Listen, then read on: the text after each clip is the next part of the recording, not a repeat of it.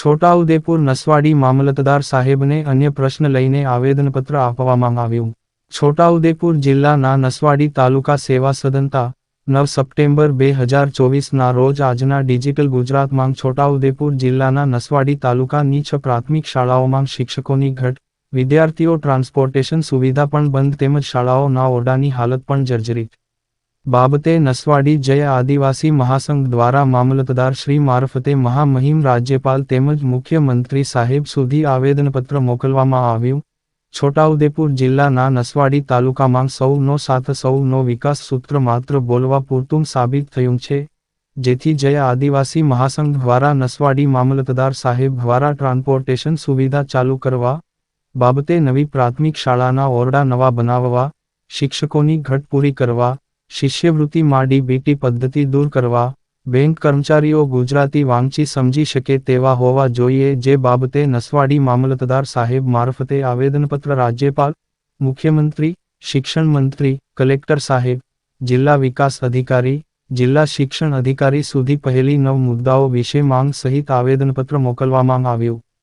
Report જીતેન્દ્રભાઈ Bhil Naswadi Chhota Udepur સાથે reporter રવિ તરબદા. જો અમારી આ માંગ સ્વીકારવામાં નહીં આવે, શાળાઓ નહીં બનાવવામાં આવે તો અમે વિદ્યાર્થીઓ શાળાએ જવાના નથી એવું વાલીઓને અનેકવાર રજૂઆત કરી છે.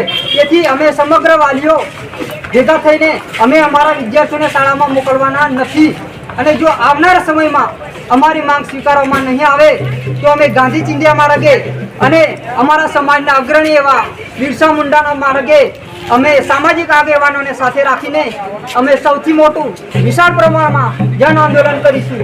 જોહાર જય આદિવાસી. આજ રોજ જય આદિવાસી મહાસંઘ નસવાડી દ્વારા નસવાડી મામલતદાર કચેરીમાં આવેદનપત્ર આપવામાં આવ્યું છે જે શિક્ષણ બાબતે છે અને આ આવેદનપત્ર અમે વારંવાર આપતા હોય છે પણ ખરેખર સરકાર ધ્યાન દોરતી નથી અને આ શિક્ષણ બાબતમાં અમારા એવો પ્રશ્ન છે જે બાબતે અમે આજે ઢોલ નગારા સાથે ઢોલ વગાડીને સરકારની આંખો ખોલવા માટે, સરકારની ઊંઘ ઉડાડવા માટે અને અમારું કામ કરવા માટે આવેદનપત્ર આપવા આવ્યા છે. જેમાં અમારા મુદ્દા છે અત્યારે બાળકોને આવવા જવા માટે જે બસ સુવિધા, ટેક્સી સુવિધા ચાલુ હતી એ પણ સરકારે બંધ કરી દીધી છે.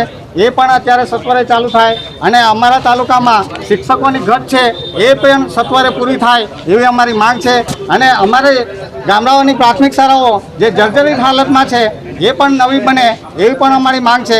અને અત્યારે ગયા વર્ષની બી અમારા બાળકોને જે શિષ્યવૃત્તિ મળી નથી એનું કારણ છે ડીબીટી નહીં થવાને કારણે બાળકોને શિષ્યવૃત્તિ પડતી નથી. ખરેખર આ ડીબીસી સિસ્ટમ ના હોવી જોઈએ જેથી કરીને અમારા બાળકોને શિષ્યવૃત્તિ પણ મળી શકે.